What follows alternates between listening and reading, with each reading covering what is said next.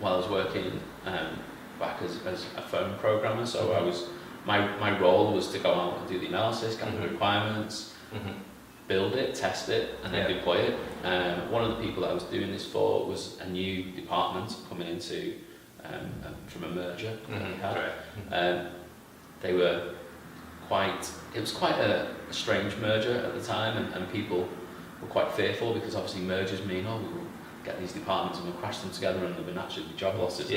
And absolutely, And I had to go down to the other site. I'm trying to say where it was.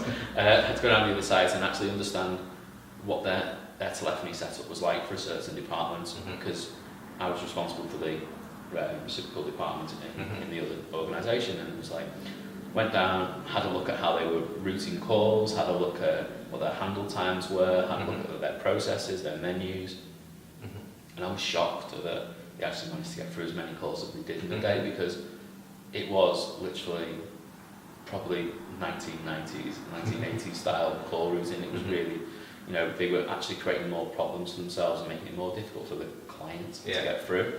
So one thing I used to do is I used to use my dad. My dad was a real sort of technophobe, and I would use him as my sort of benchmark. So I took their menu and built it on my laptop and then did different changes and then gave him some test scripts. So can you ring this number, because I could set up my own phone number, and can you get through to this endpoint, and then record the menu and say, congratulations, you've made it to this, or actually, depending on where he was supposed to be going. And if he could get through the menu system, then I knew it was easy to navigate. And one thing that, from a business side, what they were doing was they were putting technical words in. So they were using jargon that was related to mortgages specifically, and it wasn't from a client's point of view or a customer's point of view. They didn't know what certain terminology meant, but in the business it made perfect sense.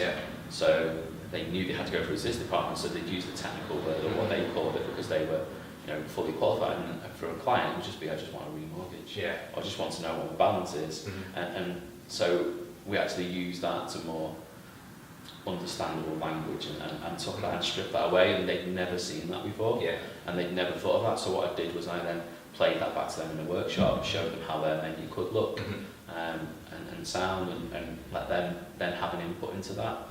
That was quite daunting, but it was I could demonstrate how it could work and how it would work and how they couldn't do it.